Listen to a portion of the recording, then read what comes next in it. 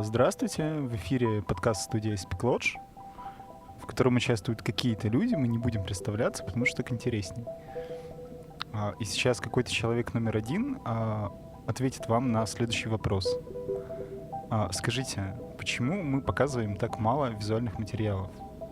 Что происходит? Что заставляет нас задерживать их демонстрацию? Мы точно знаем, что они у нас есть.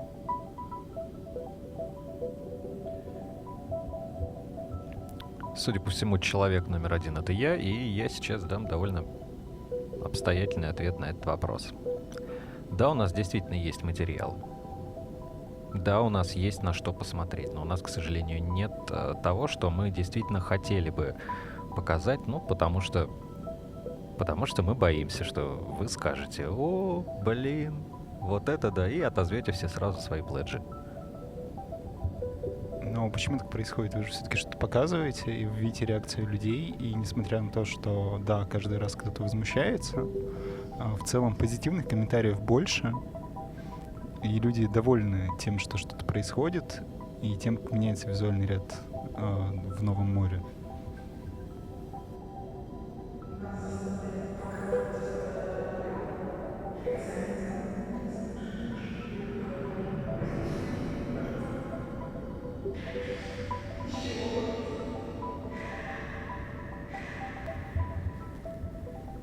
Хорошо, давайте поговорим про звук.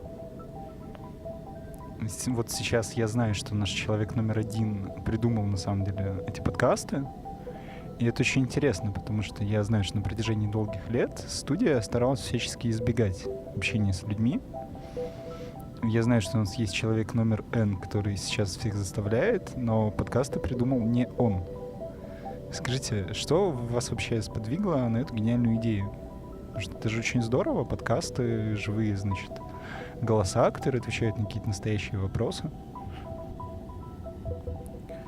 Вообще история с подкастами началась довольно давно, потому что я году, скажем так, в 2005-м вел серию своих собственных подкастов, и мне казалось, это довольно веселая такая затея. Я там писал какие-то тексты, потом их зачитывал, накладывал музыку, даже получал какие-то комментарии.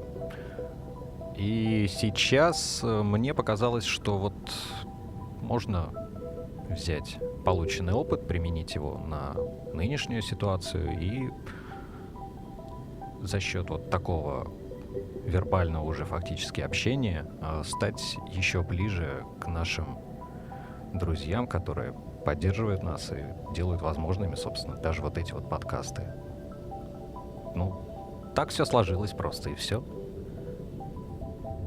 Хорошо, расскажите что-нибудь про новый звуковой ряд Нового Мора, потому что мы в целом говорили уже людям о том, что все будет достаточно масштабно переосмысленно, и во многом, учитывая, что мы еще ничего не показали ни разу, это вызывает у людей некоторое волнение, потому что непонятно, как изменится звук сейчас со стороны абсолютно, непонятно, как будет звучать Новый Мор, непонятно, будет это лучше или хуже, непонятно, станет звука больше или станет звука меньше. Вообще, как-то расскажите про это, потому что мы знаем, что у нас есть теперь своя звукозаписывающая студия, где мы в том числе пишем этот подкаст. У нас есть отдельный человек, который этим занимается прямо на фулл-тайме. Нам тут недавно рассказывали на одном из конвентов, как это здорово, и что вообще наличие собственной студии звукозаписи — это показатель. Вот если у нас теперь все как у взрослых, вы могли бы как-то рассказать про то, как мы будем применять эти возможности, и что у нас будет происходить в дальнейшем, и когда мы сможем что-то показать людям?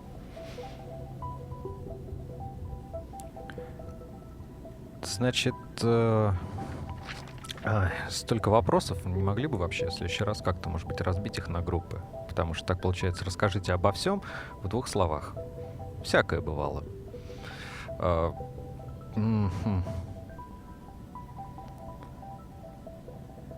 Что по поводу количества звука? Больше или меньше звука? Будет столько, сколько нужно. То есть не больше и не меньше. Смотри, дело в том, что все мы невольно сравниваем старый Мор и новый Мор, и вот если сравнить новый Мор со старым, Он станет звучать более полно, станет ли в нем больше звукового сопровождения, или его станет меньше, как-то изменится, что будет происходить? То есть, понимаете, люди вынуждены сравнивать новое с имеющимся, потому что, собственно, больше не с чем. Изменится прежде всего сама технология проигрывания звука.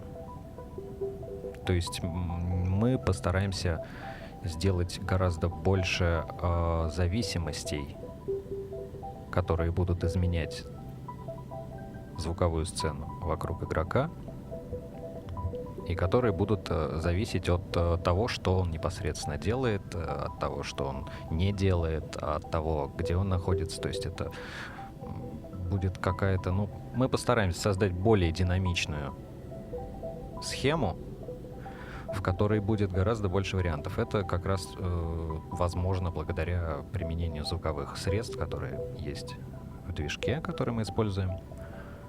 И опять же, вы говорили, что хорошо, когда есть своя студия. Да, действительно хорошо, потому что у меня есть возможность прям непосредственно на лету смотреть то, как слушать, то, как звучат те или иные звуки вставленные, темы, как они сочетаются между собой, где они конфликтуют, и на лету исправлять вот эти вот ошибки. Как изменится все это? Можно будет попробовать показать, например, отрывок из старого саундтрека и отрывок из нового саундтрека. Из того, что уже готово, есть какие-то наброски, по которым, в принципе, можно оценить и определенную преемственность, и те изменения, которые нас ожидают. Хорошо, спасибо. А как вы думаете, когда вы сможете это сделать? Может, мы это вставим в подкаст прям? Какие-то там минуту одного звука, минуту другого. Прямо сейчас можем это сделать?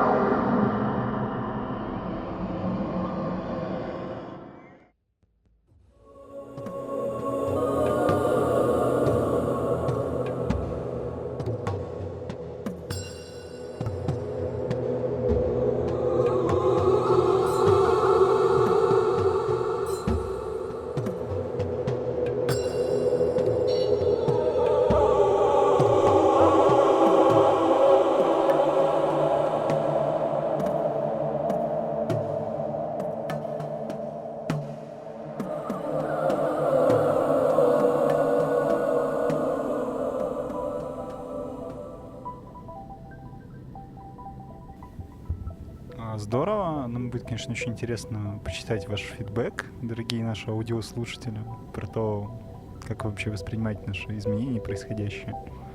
Потому что на самом деле мы пишем, в том числе, эти подкасты для того, чтобы читать то, что вы говорите. И как бы мы не шутили про то, что, значит, мы больше не можем слушать про то, когда выйдет новый мор, и отвечать на вопрос, где скриншоты в 1000-й раз. Но на самом деле нам интересно, что вы пишете. Интересно получить какую-то от вас обратную связь. А вот я тут вижу человека номер N+1, на самом деле, и он, наверное, может нам рассказать про то, как у нас сочетается музыка, про которую мы поговорили, и визуальный ряд. Потому что вы же, очевидно, работаете в связке, и как-то визуальное видение нового мора помогает нашему человеку номер 1 придумывать звуковое сопровождение.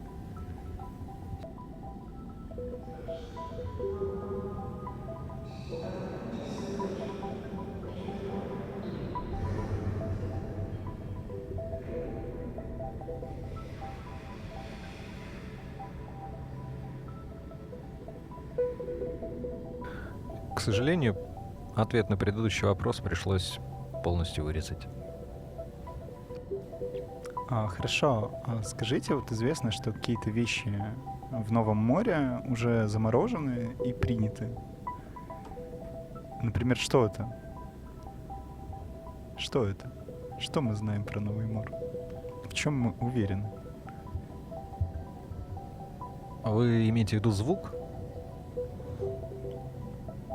Например, да. Например, да. Ну, нет, вообще замороженного сейчас нет ничего. У нас даже холодильника, строго говоря, нет. А относительно вещей просто сейчас создается некая база из так называемых, ну, скажем так, набросков, скелетов. Какие-то из этих скелетов прям вот так вот, гремя костями, и лягут в саундтрек. Какие-то будут, может быть, разобраны по косточкам и станут отдельными треками. Какие-то, возможно, придется как-то доделывать или изменять так, чтобы они лучше ложились в общую картину. Я надеюсь, ответил на вопрос. Да, вы, безусловно, ответили на вопрос. А от каких людей это зависит? Ну, то есть я понимаю, что очень большое влияние на вашу работу оказывает Николай.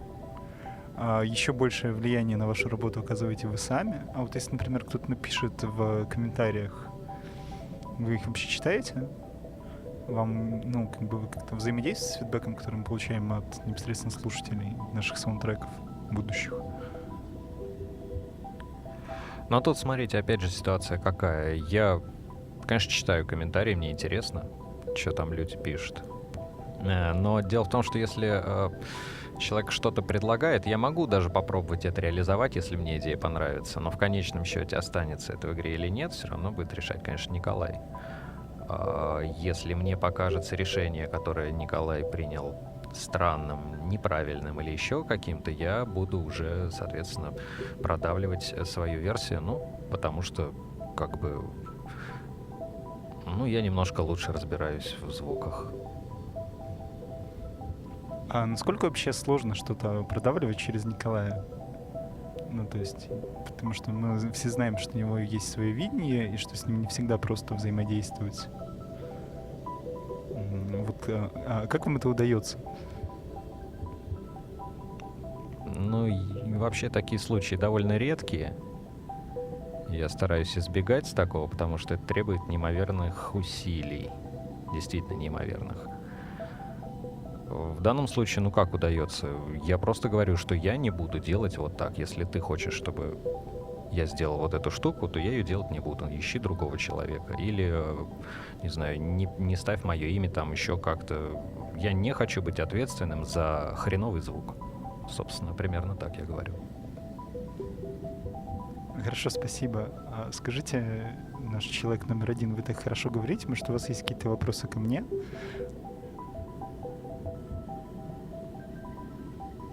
Ну, я даже не знаю. К вам у меня вопрос, наверное, скорее личного характера. Насколько вы устаете на работе? Это сложный момент. На самом деле я не могу сказать, что я сильно устаю на работе. Мне возвращает веру в себя и людей, и светлое будущее мой гибкий график. Потому что то, что делаю я, не привязано жестко к срокам разработки, и я завишу от разработки, а не разработка от меня. Вот поэтому это позволяет мне находить какие-то лакуны в своем расписании, успевать в них отдыхать. Ну, прям вам проще жить, могу сказать я. С одной стороны, да, а с другой стороны, именно здесь таится опасность. Потому что когда тебе нужно, в любом случае, нужно как-то взаимодействовать с окружающей нас реальностью, находить какие-то поводы пойти на это взаимодействие, и когда наш перфекционизм, про который мы говорили выше, не позволяет нам что-то показать, а бывает довольно сложно как-то объяснить людям, что мы все еще живы, держимся, у нас что-то происходит, мы движемся вперед. И просто сейчас мы боремся сами с собой и своими поисками прекрасного для того, чтобы то, что мы им показали, было не тем, о чем мы еще думаем, а чем-то таким, что действительно отражает наше видение новой игры. Ну, во всяком случае, могу сказать, что мы не повторяем историю с тук-туком и не делаем 3 разных игры. Это уже хорошо на самом деле.